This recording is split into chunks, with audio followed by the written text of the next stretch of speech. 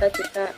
Yang ketiga itu harga diri adalah persepsi terhadap musuh dan menganalisis seberapa banyak kesesuaian tingkah laku dengan ideal dirinya. Dan yang keempat itu peranan diri merupakan serangkaian pola sikap, perilaku, nilai, dan tujuan yang diharapkan kelompoknya. Kemudian seseorang pun memiliki fungsi dalam kelompok masyarakat. Dari rumah kurang perhatian dari orang tua atau bagaimana? Kalau misal kita nemuin anak yang tantrum ya sih, mungkin boleh dikomunikasikan sama orang tuanya di rumah. Apakah ada masalah? Mungkin kayak gitu. Iya, oke. Ya boleh. Boleh kasih tepuk tangan Mbak Huri ya. Seiring dengan perkembangan zaman gitu ya. Sekarang ini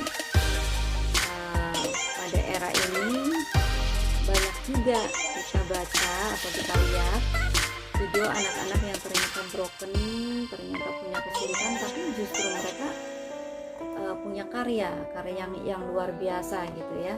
Sering terjadi. Beberapa waktu yang lalu juga saya melihat seorang wisudawati yang orang tuanya ternyata dari latar belakang ekonomi yang sangat kurang ya, dan anaknya ternyata cum laude dan sangat berprestasi. Dia sudah punya banyak karya gitu. Memang kekurangan itu bisa dikelola ya, ini yang namanya manajemen konflik. Jadi kalau orang tuanya bijak, kalau anaknya bijak juga, kadang-kadang meskipun orang tuanya mungkin kesulitan, sering terjadi masalah, tetapi anaknya betul-betul tumbuh dengan kedewasaan yang apa ya, yang mungkin dibilang jauh dari orang tuanya gitu ya. Orang tuanya berantem di depan anak kan gak dewasa namanya, tapi si anak ini bisa mengelola emosi dengan baik, konsep dirinya betul-betul bagus gitu ya, sehingga anak bisa mungkin begini, saya akan membayar semua hal yang terjadi di rumah ini dengan prestasi dan lain-lain. Pernah dengar nggak ada orang yang punya prinsip ketika sakit hati harus dibayar dengan prestasi?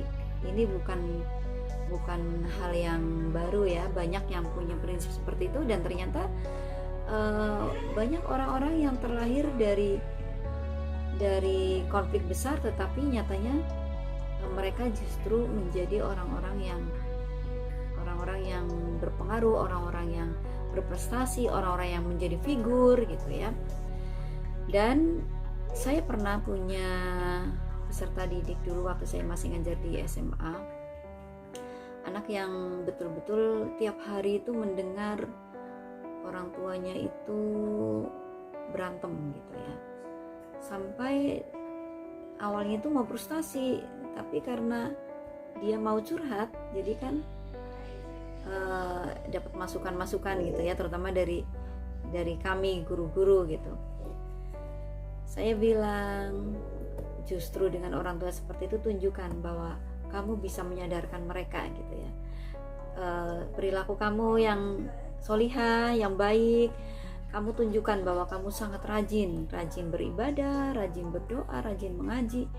Siapa tahu dengan kesolihahanmu itu, kesolihan atau kesolihahannya ya, karena perempuan, orang tuanya menjadi sadar dan menjadi terenyuh, menjadi kemudian berubah gitu ya. Betul, dia buktikan meskipun tidak langsung ya, ini yang seperti ini pasti butuh proses, butuh waktu. Suatu ketika saya sudah mendengar setelah dia lulus gitu ya, setelah dia lulus dan setelah kuliahnya pun dia dengan bekerja sendiri, orang tuanya kembali baik, bahkan sekarang anaknya itu menjadi istri tentara tapi yang sudah punya pangkat bintang 3 kalau nggak salah ya. Lumayan banget ya buat anak yang hidup dalam suasana konflik yang besar, ternyata dia bisa menunjukkan seperti itu. Artinya apa? Guru sebagai orang tua kedua di sekolah, tadi seperti jawaban Mbak Vita atau siapa tadi tuh, yang menyampaikan bahwa anak selalu dimotivasi, perhatiannya juga harus menyeluruh, jangan yang buruk disinggung-singgung terus gitu ya. Itulah disebut-sebut gitu ya, anak akan semakin frustasi. Demikian pula yang sudah bagus jangan dipuji-puji terus di hadapan orang lain atau teman-teman yang lain, sementara teman yang lain nanti jadi alergi gitu kan. Maka dari itu penting di sini perhatian secara menyeluruh. Memang gini, tidak semua konflik yang dialami dalam rumah tangga kemudian menyebabkan anak menjadi down gitu ya. Banyak juga anak-anak yang justru dengan konflik itu menjadi berprestasi, menjadi figur gitu ya. Seperti tadi saya ceritakan, banyak sekali. Dan orang tua, seburuk-buruknya orang tua yang suka berantem gitu ya, saya katakan seburuk-buruknya gitu, itu kalau dia punya konsep diri yang positif yang bagus, dia harus menanamkan sesuatu yang positif kepada anak. Misalnya kasih tahu dengan sejujur-jujurnya, kenapa bapak ibu berantem karena seperti ini kondisinya, kamu jangan ikut-ikutan, ini akibat apa yang menyebabkan anak itu berpikir secara logis gitu ya. Secara logis penting terutama pada anak-anak yang sudah memiliki tingkat kedewasaan gitu ya, bisa menerima gitu. Walaupun anak SD, kalau sekarang anak SD sekarang udah mulai ini ya, peka ya. Jadi anak kelas 3 aja sudah berpikirnya itu seperti orang dewasa, kan banyak yang seperti itu. Saya melihat anak-anak SD sekarang itu berbeda dengan pada zaman periode saya jauh sekali ya. Sekarang ini kelas 3 sudah pada berpikir yang dipikirkan oleh orang dewasa. Berarti orang tua bisa bicara hal-hal yang agak dewasa gitu kepada anak-anak untuk memberikan pengertian-pengertian yang logis gitu. Terjadi seperti ini karena begini loh, makanya kamu tidak boleh begini begitu gitu. Ini saya kira penting. Dan baiknya memang orang tua yang seperti itu menyampaikan, justru dengan seperti ini kamu harus menunjukkan menjadi anak yang sukses.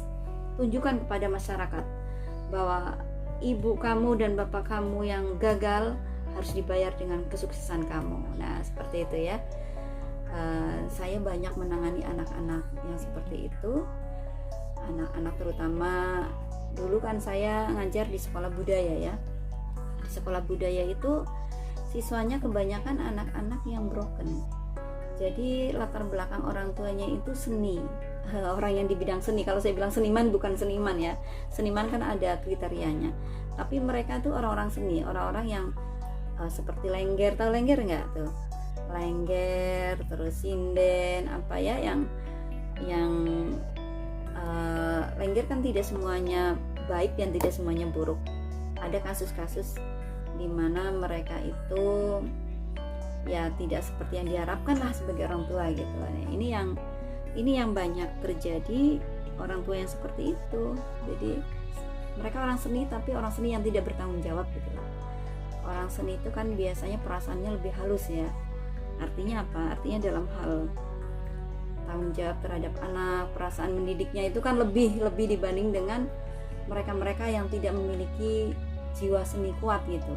Tapi nyatanya sering terjadi begitu. Makanya saya katakan ini orang seni yang tidak bertanggung jawab begitu. Nah sekarang ini saatnya di beberapa tahun kemudian ya, ini kan kalau saya bilang mereka sudah lepas mungkin ya 7 tahun, 8 tahun, ada yang 10 tahun dari sejak saya ngajar gitu sampai sekarang ini. Banyak yang sering berkabar, ibu alhamdulillah saya sekarang begini begitu. Wah senangnya saya kalau mendengar. Jadi ini bagian dari proses tadi itu, konsep diri itu perkembangannya seperti itu ya. Ini persoalan yang sebetulnya sangat menarik dan harus dikelola dengan baik di kelas, di sekolah. Jadi guru-guru yang menangani anak-anak yang seperti ini ekstra harus betul-betul bijak gitu ya, bijak sehingga anak-anak yang ditangani pun akan mendapatkan perlakuan yang membuat dia nyaman gitu ya, yang membuat dia nyaman ya, adil ya, ya kekeluargaan dan seterusnya, yang jelas membuat dia nyaman gitu. Kalau sudah nyaman, artinya hal-hal yang tadi terjadi itu akan terminimalisir. Begitu ya Mbak Huria, Mbak Subaidah, dan Mbak Isni, serta yang lainnya yang sudah tadi bertanya dan menanggapi. Kalau ngomong kayak gini nggak ada berhentinya ya, sepertinya ada saja itu kasusnya. Karena memang apalagi sekarang ini ya, kompleks sekali, sangat kompleks. Silakan dilanjut Mbak Huria. Ya, seperti itu. Dukungan kepada anak, dorongan bawah kepada anak. Kalau anak ini bisa mampu mengerjakan, nah, itu yang motivasi ya. Nah, terus yang kedua, membantu cari tahu kelebihan anak. Jadi misalnya anak di sekolah itu pinter main voli, nah gurunya tahu. Jadi kalau misalkan ada lomba atau ekskul apa di sekolahan, anak bisa diikutkan.